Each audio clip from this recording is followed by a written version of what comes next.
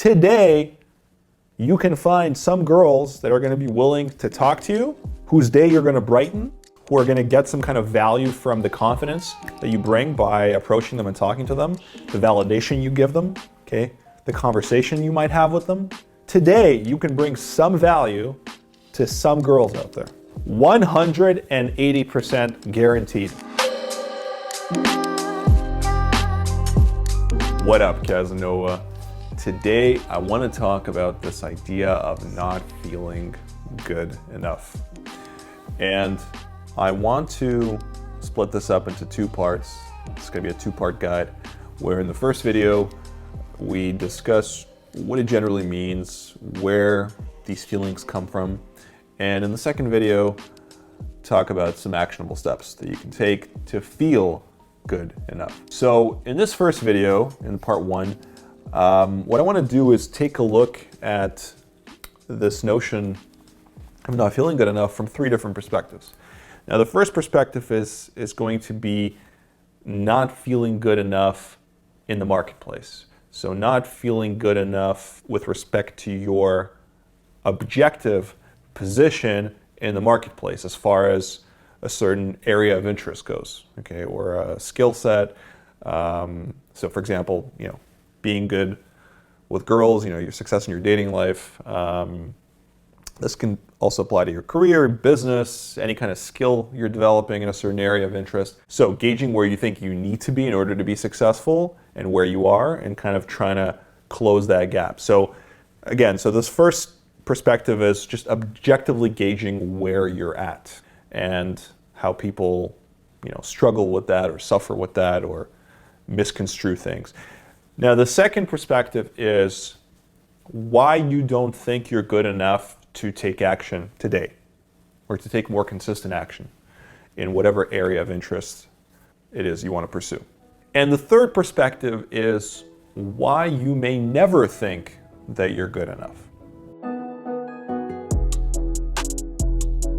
Okay, well, let's get into it. Let's look at this first perspective of not feeling good enough in the marketplace. So trying to gauge where you objectively stand in the marketplace relative to others in a certain area of interest.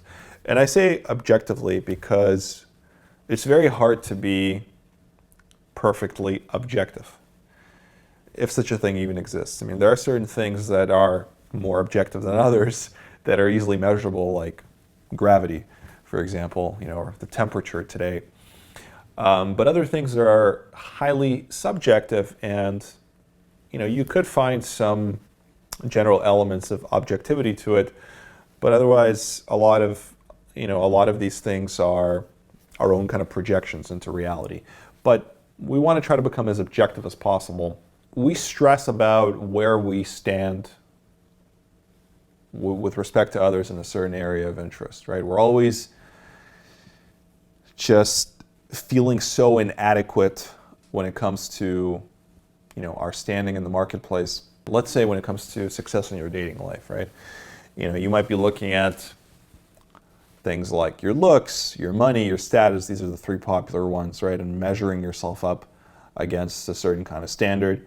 You might be also looking at your possessions, accomplishments, more tangible things. You might also be looking at, your confidence, your personality, your social intuition, your experience in the dating world, right? So you can measure yourself up against other people in a variety of different ways. And the idea here is to recognize where you're at and where you need to be. Where you think you need to be, where you really need to be, and that's hard to gauge. But essentially, it's reconciling where you're at and where you need to be. Now, I think this part is very important. It's being in touch with reality, right? And I say reality, right? Because we all create our own reality and blah, blah, blah. But there is some general objective reality that we live in, okay? And it's being in touch with that reality, with what works, what doesn't, what's cool, what isn't, what will get you to where you want to be, what won't, okay? What are the principles of success? What are the things that are valued in any area of interest, okay? A lot of the principles of success, by the way, are very universal and they kind of carry over to all disciplines. But there's also like the principles that are specific to a certain kind of niche or certain kind of area.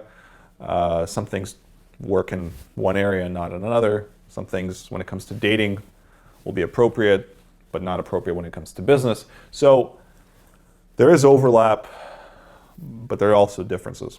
But it's important to, at the end of the day, be in touch with that. I mean, it makes practical sense, right?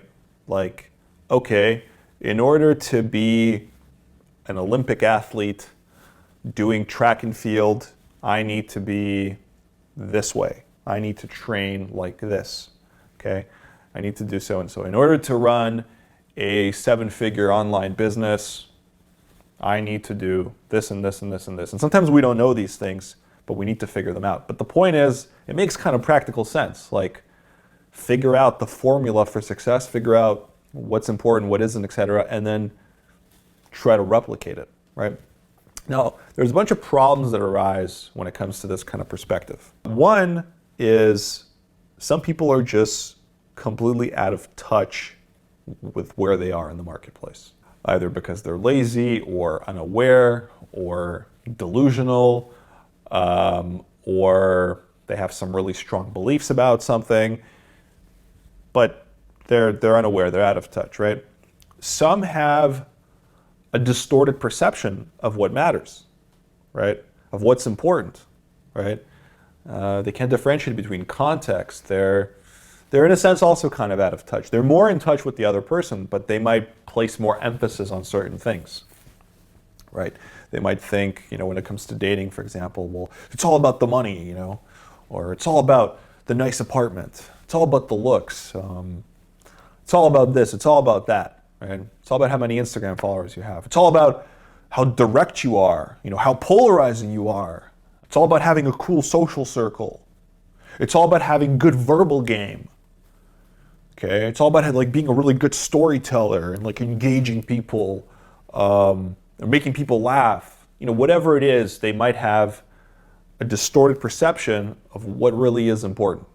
Because there are a lot of factors that come into play when it comes to success in the dating world, and they have different weightings, and sometimes they have different weightings depending on the context, on the girl, on the situation, et cetera, et cetera.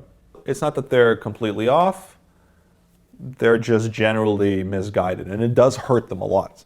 Then there's the guys who get too attached to some of these external markers, let's call them markers, of marketplace success, which again are subjective, they're fluid, they're nuanced, so they come up with these arbitrary markers, and if they don't feel like they measure up to those markers, they really struggle. They really struggle, they don't feel like they're good enough, they're suffering as a result of it, right? So here, it's like you are in touch with how things work generally, but you're so attached to these markers, these arbitrary markers, and as a result of that, you can't really enjoy yourself. You feel inadequate. The whole process of life feels very painful. So, what's an arbitrary marker? I don't know. Maybe you think you need 100,000 Instagram followers, right, to really be enough. It's like, yeah, you're still going out there, taking action, getting results, but it's like, if I get 100,000 Instagram followers, I'm gonna really crush it, right? I'm gonna really feel like I'm enough. And maybe you will actually do better with 100K, maybe not, depends on the girl, depends on the context, blah, blah, blah. But the idea that you don't feel enough until you reach that causes a lot of suffering. Or it could be having a certain amount of money, or it could be, I don't know, getting that six-pack. Okay, or it could be like becoming that masterful storyteller, or having X many years of experience, or having slept with X number of girls. Okay, that's where you'll feel like you're experienced enough and you're really enough, right? So these arbitrary markers of success in the marketplace, and this can go hand in hand with the popular activity of comparing yourself to others, which is really, really bad. I should make a separate video on that. Comparing yourself to others, especially these like super, let's call them super successes. So you look at these like super successful people in some sense and you think, okay, well, that's the marker I need to reach. Well, this guy is living his best life, or he's enough because he has the 100,000 Instagram followers or whatever, okay? So the two go hand in hand. It creates a very kind of toxic mindset. So it's important to see the marketplace for what it really is, but at the same time, not get too attached to some ideals that we've created in our heads, where only then can you be good enough. Whether it's good enough to take action today, or whether it's good enough to feel complete in your life.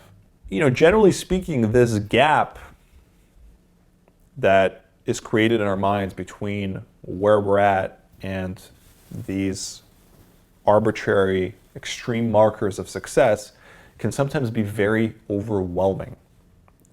And they can prevent us from taking any kind of action altogether. Which leads us into my second point, is why you don't think you're good enough to take action today. Why you're not good enough to take consistent action in general.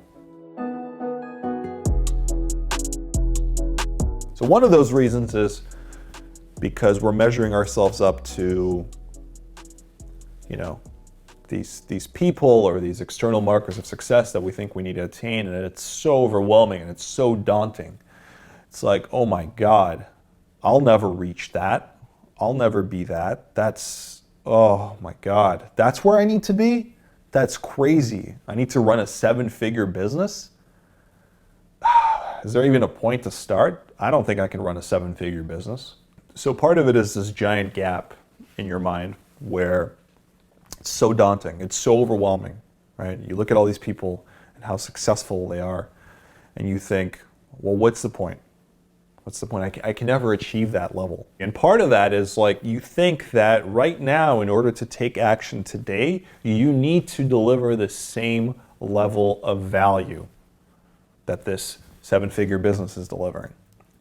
Or that, you know, this guy who's, you know, who has all these women in his life, that you need to be that guy, okay? That guy you saw in the video, or the guy you saw on the YouTube channel, or the guy you see, you know, in your school or at work or whatever it is, you know, or Brad Pitt, whatever ideal you've created of this guy that you're not measuring up to. It's like only he can give value. I can't give any value.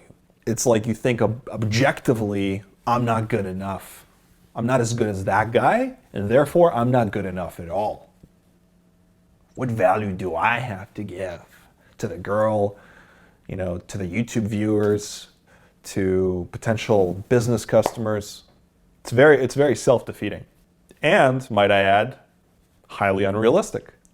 Because, sure, it's cool to be aware of the gap, but the gap doesn't matter. The gap is maybe a reminder of where you think you might want to go, okay, or where you think you might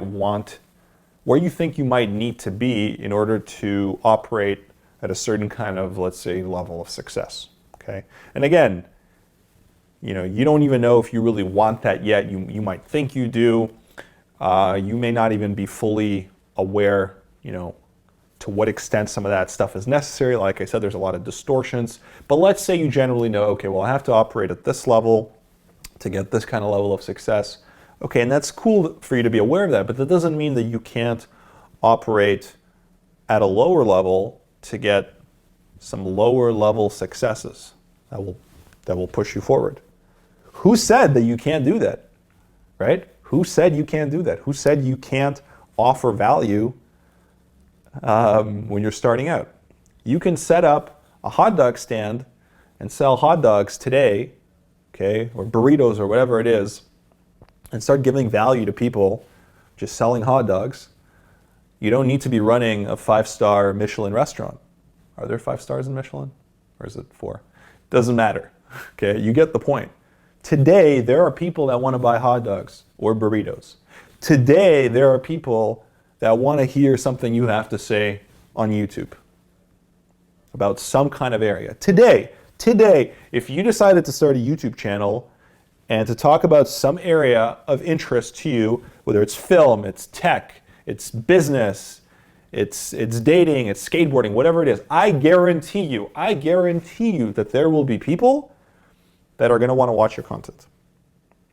Today, you can find some girls that are going to be willing to talk to you, whose day you're going to brighten, who are going to get some kind of value from the confidence that you bring by approaching them and talking to them, the validation you give them, okay, the conversation you might have with them. Today, you can bring some value to some girls out there. 180% guaranteed. Yes, maybe you're not going to be going out with the Victoria's Secret model. Yeah, maybe admittedly. But that doesn't mean that you can't hit on little Jenny out there, sitting at the coffee shop, walking down the street, hanging in the bar with her friends, and bring some fucking value to her life. Okay, guess what? You probably can. Yo, quick announcement, my dude. Just want to briefly mention that over the last year, many guys have been asking me, how do you create chemistry with women? And this has sadly been exaggerated by the pandemic. That's right, I'm talking about that magic you see me create with the girls in my videos.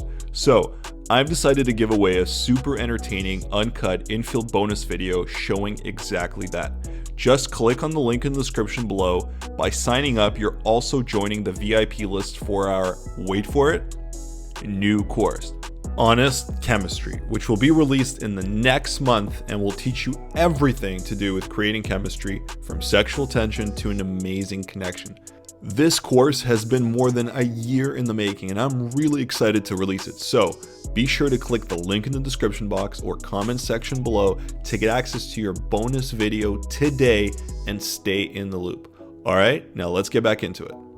This reminds me of an interesting concept that Gary Vaynerchuk talked about, which is documenting versus creating. And this helped me a lot because I'm a perfectionist.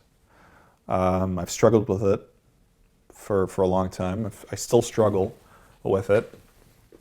And this idea of documenting versus creating, where you're just kind of documenting stuff as you go along, as far as content production. You're not taking the perspective of, let me put out some like really polished piece of content. It has to be this perfect photograph or this perfect video, okay, this perfect vlog, whatever content, this perfect painting, whatever content it is, or piece of art that you're trying to create. So instead of trying to create, because creating stirs up these like feelings of, oh, it has to be a certain way, you're just documenting. It's like a more passive kind of casual approach. Let me document my thoughts onto this topic. Let me document my little adventure in Barcelona on my travels. You put less pressure on yourself when you're just documenting. It's like, oh, I'm just going to share whatever I'm going to share, right? You're not attached to this like creative vision in your mind that has to be perfect and polished. So you start to let go of certain elements, and as a result, you're able to just put stuff out there and deliver some kind of value. Okay, and you can take this kind of perspective and apply it in all areas of your life, right? Just go and give some value. Just do something. Just do something. Just do something. Okay, because it will make a change. It will bring something to people's lives. Also, the reason you're not taking action today, and don't think you're good enough to take action today, is because you're not giving yourself permission. You think you need somebody's permission. Some people out there who decide what success is and who are the winners and losers, you think you need somebody's permission. You don't. You don't. The successful people in life, one of the things that makes them successful is that they give themselves permission. Okay? And then they look, to the universe, to society and all that to kind of support that idea. It's like once you give yourself permission more and more, you're gonna see evidence around you suggesting, yeah, you do have permission. Sometimes you have to kind of actually fight against it because you're going to be fighting against your own ideas in your mind where you think you don't. It's like, ooh, that woman gave me a disapproving look when I talked to that girl at the street. Ooh, that guy, he laughed, right? Your reticular activation system is going to be picking up on all kinds of science to support this idea that you don't have permission. But once you start doing more, action creates motivation. Once you start doing more, you'll be more motivated, you'll be more empowered, and you'll be getting more positive feedback experience from the world, realizing, fuck, like I could do stuff. I do have value to give. I do have the power. I do have the permission. So you'll also be noticing evidence in the universe to reinforce this idea, okay? Especially if you keep a positive outlook. And you really need to keep a positive outlook. It just doesn't help to have a negative outlook. It's like you choose that as well. You choose to have a positive or negative outlook. This is all you. Not giving yourself permission is a big thing that weighs people down. Or not identifying with being an action taker. I'm not an action taker. I'm not a man of action. I'm not a man of integrity. I'm not a winner, right? Like all this like negative self-talk that you do to yourself. Well, of course, that's going to perpetuate the idea that you're not good enough to take action today. Like, of course, that's what you're selling yourself on. Of course. And you sit there and you ruminate and you dwell on how much of a loser you are. You'll never reach your potential. You can't even take action today. Right? You're such a piece of shit. You can't even take action today. Of course, you'll never reach your potential. It's like this existential angst, right? And it's just being perpetuated by the fact that you're sitting there and telling yourself all this to help reaffirm this reality that you're creating and basking in, just basking in it. Okay, now let's go a little deeper for a second. It's like, well, why? Why do you not feel like you are good enough to take action today? And some of it is like, oh, this big gap, right, that I can't measure up to. It's so daunting. I don't have value to give. La, la, la, la, la. But if we go deeper, a lot of this comes from, this general, deeply rooted sense of not being worthy of change, of success, of happiness, of love. And this is fucking your whole self-esteem. You don't feel like you're worthy. You don't love yourself. You don't accept yourself. You don't fundamentally accept yourself. And so you're not patient enough with yourself. You don't love yourself, right? What does it mean to love yourself? It means to be understanding of where you're at. They say meet yourself where you're at. Understanding where you're at, accepting that. Accepting whatever shortcomings you have, accepting, that gap, right? Accepting your entire reality, like truly accepting it, not beating yourself down for not being where you want to be, for not taking action, et cetera, et cetera. So this general kind of self-loathing sentiment just constantly weighs you down, okay? Now, where is that coming from? Well, a variety of sources. It could be social conditioning, it could be the experiences you've had. A lot of it is your upbringing, your parents. Your parents maybe didn't give you the love, the unconditional love that you deserve. We are all, in essence, worthy simply by the virtue of our existence. I exist, therefore I am worthy. Okay? Not necessarily worthy of a Victoria's Secret model in the marketplace, okay? Then that takes us back to like this idea of where we're at in the marketplace. But we're generally worthy of happiness, of love, okay? Of unconditional love, which usually should come from ourselves, but before that, it should come from our parents, in theory. Doesn't always happen that way. Parents often, had their own fucked up traumas and fucked up upbringings,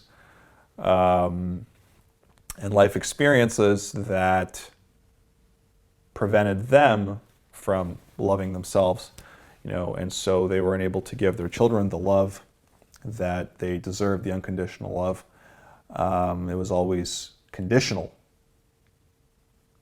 more often is conditional. It's like, only if you get these kind of grades, or only if you get this kind of job, only if you perform, this well in sports, only then will you have my love. And why is that happening? It's because the parents want to, fulfill whatever unfulfilled achievements that they couldn't attain in their life through their children. They want to cope with their own inadequacies and their own demons through the children.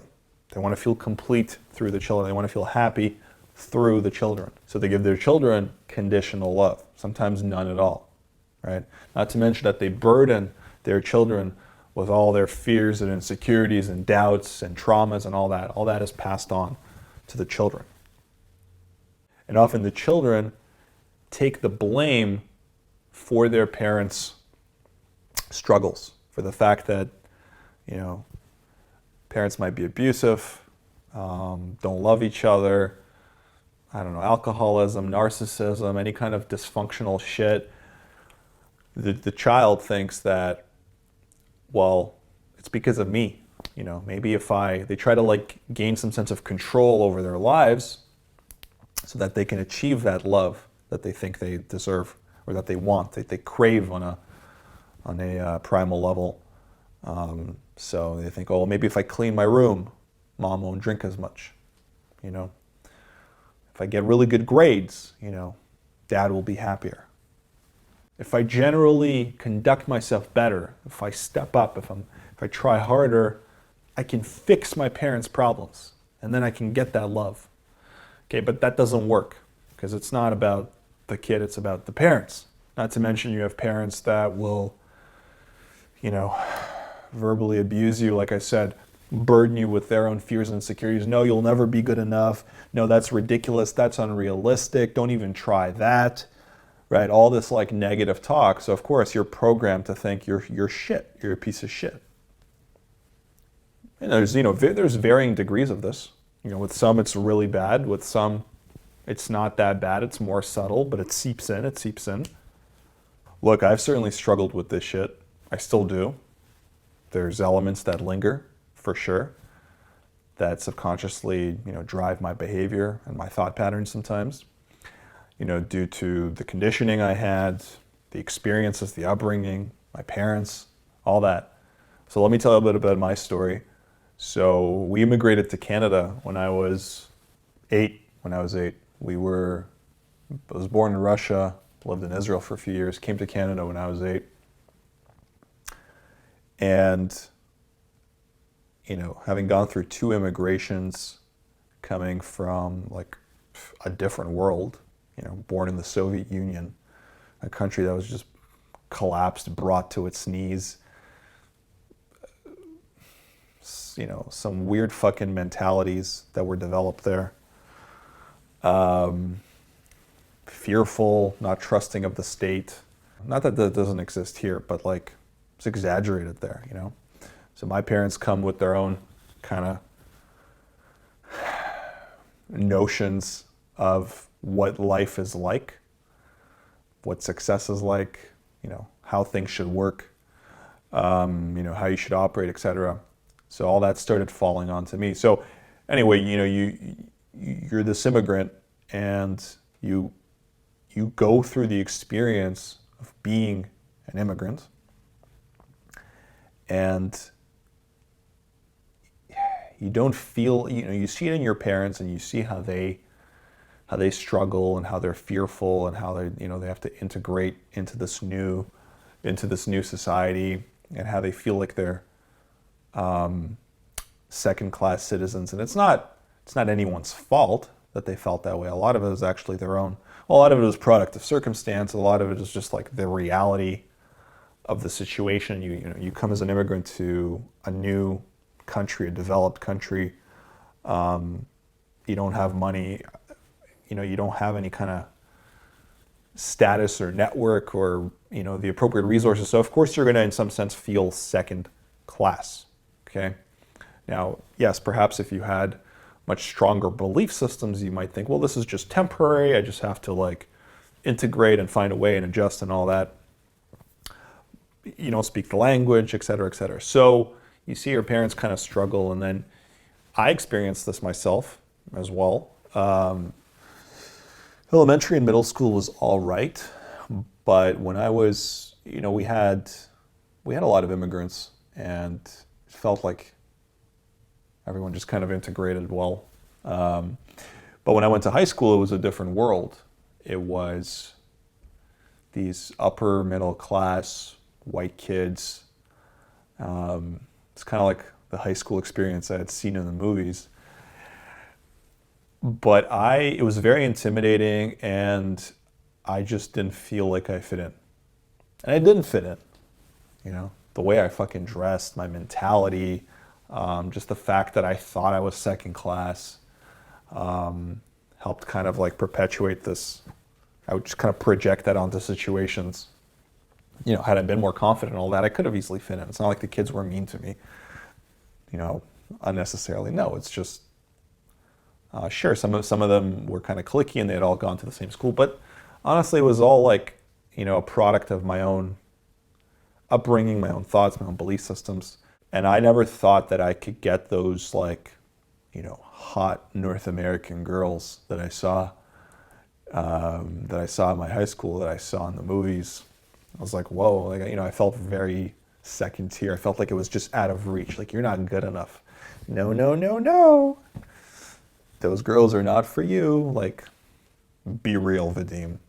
Be real. So there was that. My dad was also, had a very tough stance on grades and academics and, what it takes to succeed. Prestige, this whole idea of like, a lot of parents have that, and a lot of immigrant parents have that because they want to feel legitimized. They want to feel legitimized through their kids. They want to feel more legit. So they want their kids to go to like legit universities and work at legit firms that sound good. Oh, my son works at KPMG. Oh, my son is a product manager or an investment banker at Goldman Sachs. It sounds good. It makes the parents feel good. So they instill these values, these ideas in the kids that you're no one, you're no one unless you work for these companies, right? Unless you went to the right university, you're a nobody. That's the kind of like thinking my dad had. You got to make sure to get the good grades, to get into the good university, to get that good job, okay? Then you can feel like a human being. Then you can feel worthy, okay? Until then, you're not worthy. It was, in some sense, very kind of conditional love that I received. And look, I don't resent my dad. Don't resent your parents, by the way. Never resent your parents. Okay, that's very unproductive. I'm going to make a whole other video on resentment and how it just fucks up your life. Never resent. Your parents are doing their best. They might not know better. This is how they are, blah, blah, blah. But it's important to take perspective and understand where some of this is coming from. So, for my dad, my parents, but I think it was more pronounced my dad, it's like you're a nobody.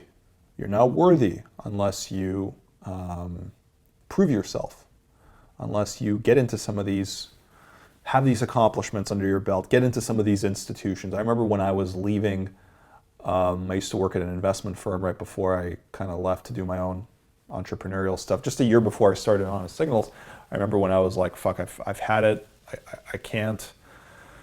And I quit, or I was about to quit, and he was like, while you work at that company, you're a somebody. You leave that company and you're a fucking nobody.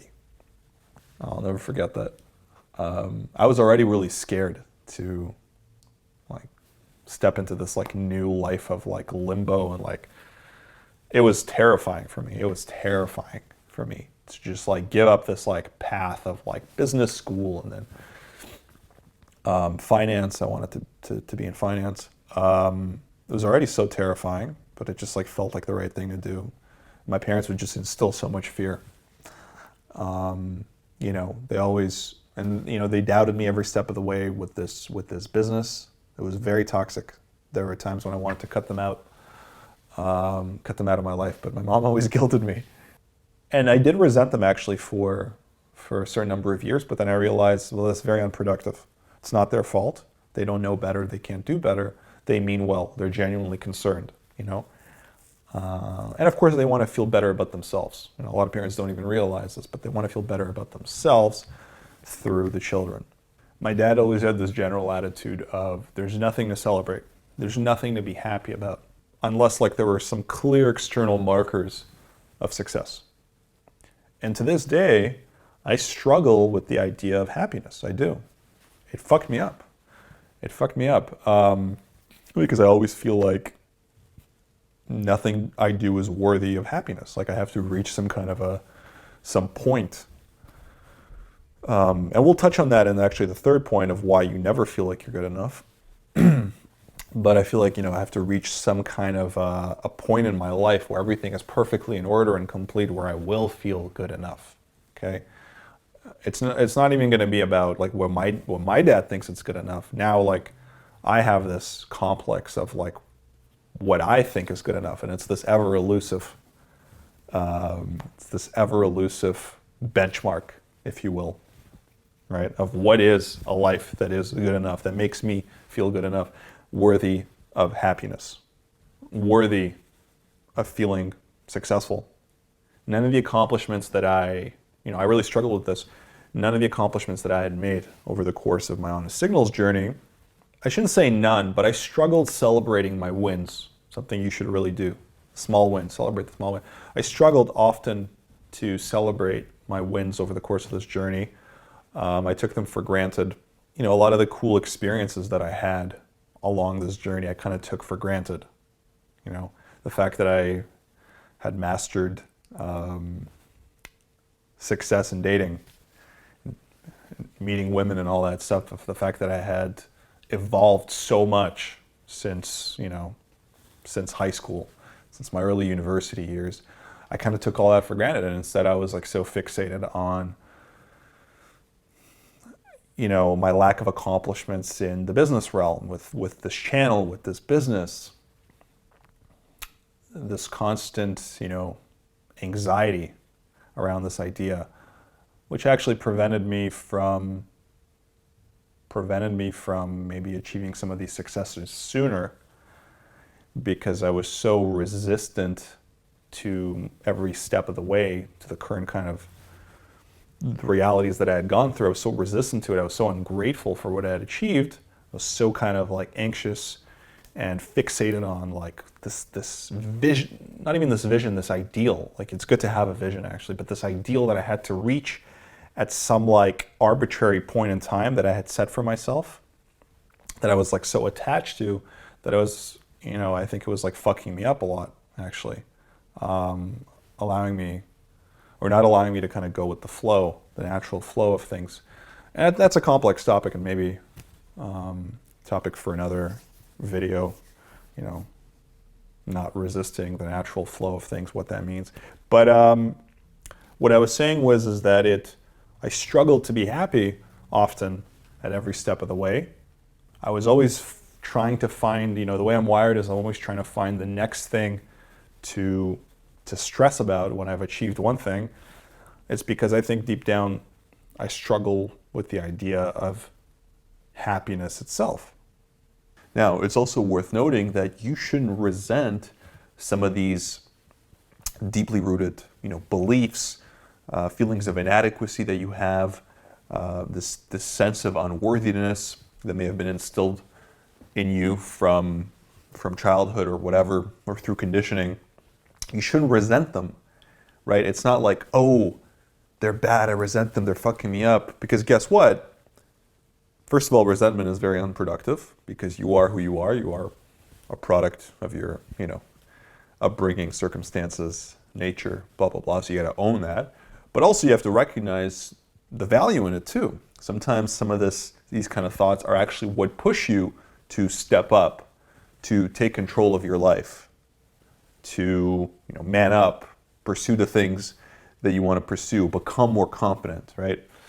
It may not be, necessarily coming from a place of love, but more from like a place of fear. Sometimes it's a mix, it's a combination of the two. It's not always black and white, it's a spectrum. But recognize their power as well and how they've contributed to your growth to this day, to the things that you have achieved. They certainly have helped me and have served me. And like I said, for me, it's kind of been a mix of things, right? Especially when it came to my pursuit of this whole journey, success with girls, pickup, dating, all that stuff. A lot of it did actually come from a place of love and curiosity, wanting just some adventure in my life, really enjoying feminine company, good sex, connection, experiences, meeting people, all that stuff. So it did come from a positive place, but of course some of it also came from let's call it a negative place, or from a place of like fear and inadequacy and feeling second rate, not feeling like I'm, man enough, like I have to step up in life, taking on all these things from my parents, all their fears and insecurities, aversion, risk aversion, their idea of how the world is. So own all that, be thankful for those feelings as well, right? Gratitude, okay? Be thankful for those feelings. They made you who you are. They got you to where you are today. Sometimes you're feeling them right now, and you can actually leverage those negative emotions to step up, right? It's actually quite powerful. And then at some point, try to get rid of them. Try to kind of change your perspective in life. Try to approach things from a place of, love and authenticity, where your goals are in alignment with what you authentically want, makes you happy, something you enjoy on a day-to-day basis. So on the one hand, I think my dad did instill some good values in me, like good work ethic. You have to earn your shit in life, right? You have to work hard and all that. But in a different sense, he, had some fucked up thoughts about, what success should look like, how you can create it, that you can't be happy along the way, that you need to, so he subscribed to this notion of, that a lot of us do actually, that you need to have something in order to do something, in order to be someone. Okay? If you don't have these resources or these skills, if you're not a certain kind of person, you don't have certain kind of things, and you can't do certain kind of things, and then and as a result, you can't become that certain someone. Whereas a better way of thinking about this is be, do, have, where you embody the mindsets and principles, thought patterns, belief systems of this successful person you want to be. You embody them today, right now, okay? By being an action taker, by giving yourself permission, by loving and accepting yourself, all that shit, so that you can take action and do the things you want to do, because you really want to do them genuinely, by the way, so that you can then become this person. And you're not attached to becoming that person. You want to become that person, okay? It's another important thing, but that's like a better way of looking at it. So my dad did teach me some good things, and I don't resent anything, by the way, but I do know how some of these thought patterns, some of these belief systems have fucked me up. Material possessions, tangible accomplishments, markers of success, they may be good as far as measuring yourself up in the marketplace. They may be good. Nothing wrong with achieving some of these things. But they should not dictate how you feel on a day-to-day basis. They should not dictate that you don't feel enough in general, where you lack this sense of self-worth, okay? You don't feel like you deserve happiness and love and all that shit, because that's a life of suffering. So all these things we talk about prevent us or make us feel not good enough to take action today. And so we just sit around and ruminate and dwell and victimize ourselves, et cetera, et cetera. I struggled with this myself for sure when it came to meeting girls. success in my dating life, but a lot less so than when it came to success in, with this channel and in the business. I think when it came to, meeting girls, pickup, dating, all that stuff, I was a lot more detached, okay, from the outcome, from any kind of ideals I had created.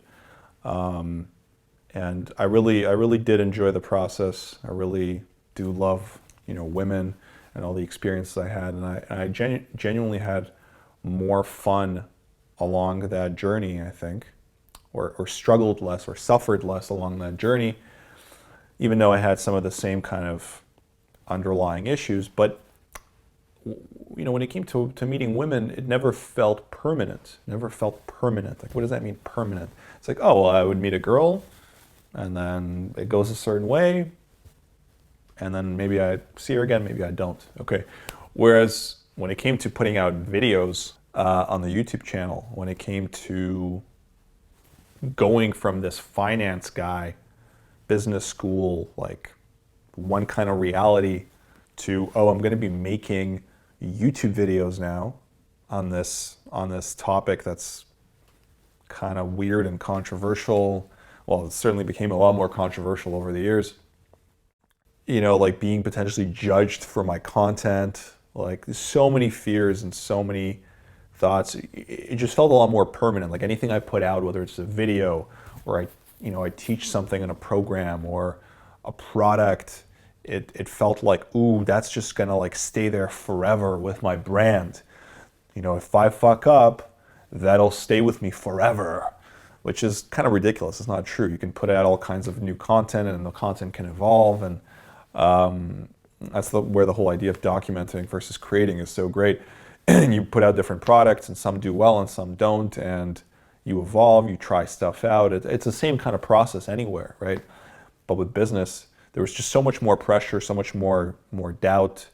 My parents were, in some sense more involved. I didn't talk to them about how I was meeting girls and all that, but here it's like, ooh, this is serious. This is your life. There you were just kind of, so you're just out there meeting girls, no big deal. It doesn't really affect your life, even though it fucking does. It's actually quite important, quite serious. But it's like, I never felt that pressure, Whereas here it's like, oh my God, I left that whole world behind. I have to make something of this. So you're so like attached. There's so much pressure, right? And your parents are like, what are you doing? What are you doing? For the first 6 months of Honest Signals, I didn't even tell them what I was doing. They thought I was doing something illegal. But there's so much pressure and it just feels so much more serious and real and permanent that and this is all in the mind, really, that I struggled more is what I'm getting. And I struggled more as a result of taking action, of putting stuff out, of being attached to certain ways of how things should be done. There was a lot of self-sabotage along the way. But hey, when you don't know better, you don't know better. And, it's important not only not to resent your parents, it's important not to resent yourself for any kind of mistakes that you made in the past. They're not really mistakes if you didn't know any better. Okay, so this is the whole part of acceptance and love and patience with yourself, meeting yourself where you're at. Telling yourself, I am good enough today to take action. That's it. I'm just good enough today. I'm just going to try to do some stuff. I'm going to learn from it, right? I'm going to gauge, where this puts me in the marketplace along the way, right? But I'm not going to let it dictate my emotions and run my life. I'm just going to be in tune with what's going on. But I'm not going to let it haunt me and consume me so that I don't do anything and don't take any kind of action. Now, with all that in mind, let's touch on point 3, which is never feeling like you're good enough. And we already touched on this to some extent when we were talking about these ideals that we create when we look at the marketplace and where we're at, and how we need to reach these ideals or these arbitrary markers, and how our parents instill these fucked up values and beliefs in us, or the conditioning and experiences we have, instills that in us where we're not going to feel complete or worthy, because maybe we never did, until we reach this thing. That's always out of reach, right? This elusive ideal that if we don't attain, we will never feel good enough. And that's why, that's why a lot of us, there's this other class of people that they are in tune with what's going on in the marketplace, sometimes quite realistically, right? They do feel like they are enough to take action. So they started giving themselves permission. They started identifying themselves as an action taker, right? They started taking control of their lives. They started giving themselves permission. They feel like they have value to give, all that stuff, right? And they're making progress and they're out there and they're getting results. But deep down, they struggle with the idea of happiness. They struggle with the idea of success and love because they never had it. They were taught that it's not something they deserve, or it's not something they can attain, or you only need to attain it in this fucked up way. And they're harsh with themselves and they beat themselves down, and they're perfectionists. And their perfectionism has its pros for sure. You're more detail oriented. When you're passionate about something, you want to put some good value out there. So it's not like perfectionism is all bad. It just has a dark side to it. If you don't recognize it and take some control over it, it can fuck you up. But this attachment to some perfect idealistic reality that will make you feel clean, worthy, less guilty, okay, deserving, okay, of love, of success, of happiness, all that stuff. This attachment will keep weighing you down, will keep fucking you up, and will continue the suffering. So think of it this way, okay? Let's say you have, a house or an apartment. Imagine you told yourself that it needs to be the most perfect house until you could enjoy yourself in that house, until you could invite people over and just kick back, hang out, enjoy dinners, enjoy parties, enjoy watching Netflix on the couch, enjoy barbecuing in the backyard. Just enjoy yourself in that house. Imagine if you told yourself you couldn't do that until the house was fucking perfect. And the idea of what made it perfect just kept evolving and being elusive. It's like, well, first I have to repaint the walls. And then I have to, carpeting. I don't want carpeting. I want hardwood floors. You know what? I need to put some shelving units in there, okay? Oh, fuck, you know what? You know what I really need? I need some skylights. I need some fucking skylights. Of course I need some skylights. Like I saw it in that TV show with the fancy houses, and my friend John has skylights, and it's so nice to have the sun come in. And I need some, you know what I need? I need a sliding door that separates my dining room from my living room, okay?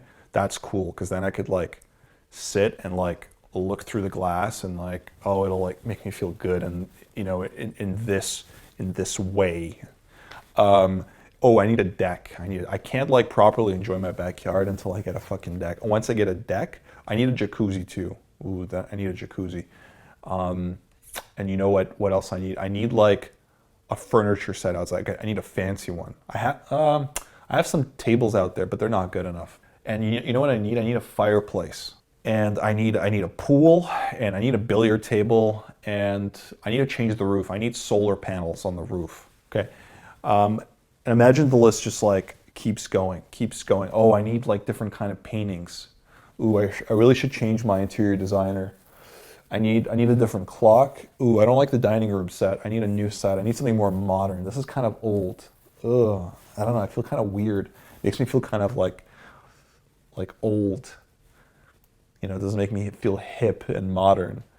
So imagine you're just constantly coming up with these ideas to create this perfect environment for yourself where you could feel happy. and never allowing yourself to enjoy what you currently have. That's so toxic, right? That's so fucking awful.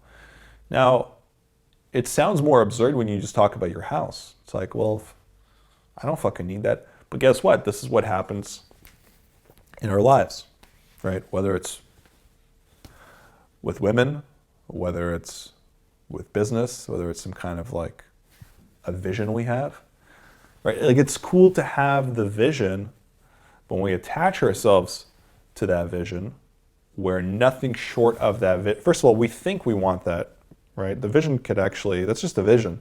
What we actually want can change along the way. When you learn things about the process, about life, you realize, oh, I'm not actually into drop shipping. I'm more into copywriting, right? So, you know, the vision can change. So it's cool to have the vision to kind of guide you along, and it's cool to tell yourself, I want to make these things happen, right? But not get too attached to it happening a certain way, you know, in the end, and also along the way. That really fucks us up. That has to happen along the way in a certain way. Like, I had to hit 100,000 subs by this time. I have to make $1 million by this time. I have to have an office. I need an office to feel good about my business. I need like a TV show and a merch line, and I need, you know, all this shit in order for my business to feel complete, to feel perfect, to feel worthy. Okay, now I feel good enough. Now I feel good enough. But it'll never be enough. It'll never be enough. So that's the third kind of perspective that we sometimes get stuck in, and I certainly have, believe me, that really brings us down, weighs us down, takes away our enjoyment and our happiness along the way, makes us take things for granted, makes us suffer, right? Really suffer. So keep those three things in mind, okay? The first is not being good enough as far as your position in the marketplace, in whatever area of interest, right? So kind of being in tune with the marketplace is generally a good thing. It's important, right? Two, understanding that you can take action today. You are good enough to take action today and not be overwhelmed by the gap in the market, by not having someone's permission, but not thinking you have value, right? Understanding where a lot of these feelings of self-destruction, self-doubt, self-loathing come from, why they're there, etc. And third of all is, you know, not getting attached to these perfect ideals, not constantly chasing this idea of what you think enough is for those same reasons. So I want you to keep these three things in mind. I want you to examine them. I want you to reflect, try to kind of navigate your own reality through those three different perspectives to try to kind of make sense of, you know, where you're at, why you're there, why your thought patterns are the way they are, etc. And in the next video, I'm going to provide a more, you know, a clear kind of actionable guideline to start, you know, feeling good enough. Okay, because I know we kind of went all over the place here, and there are some, you know, some conclusions you can definitely draw from this video as far as what is actionable, but we'll lay it out more concretely so that you can just like, boom, start feeling good enough today, good enough tomorrow. All right, thanks for watching. If you enjoyed the video, be sure to hit that like button, drop a comment below, let me know your thoughts on the video. I read all the comments. Anything else you want me to cover. Also, subscribe, hit that notification bell so you can get notified when we put out new videos. And go grab that bonus video, link in the description below, as well as in the comments section, and get on the Honest Chemistry VIP list. Course will be dropping soon. It will be fucking awesome, so you'll be notified. Go sign up. Thanks again, and I'll see you next time.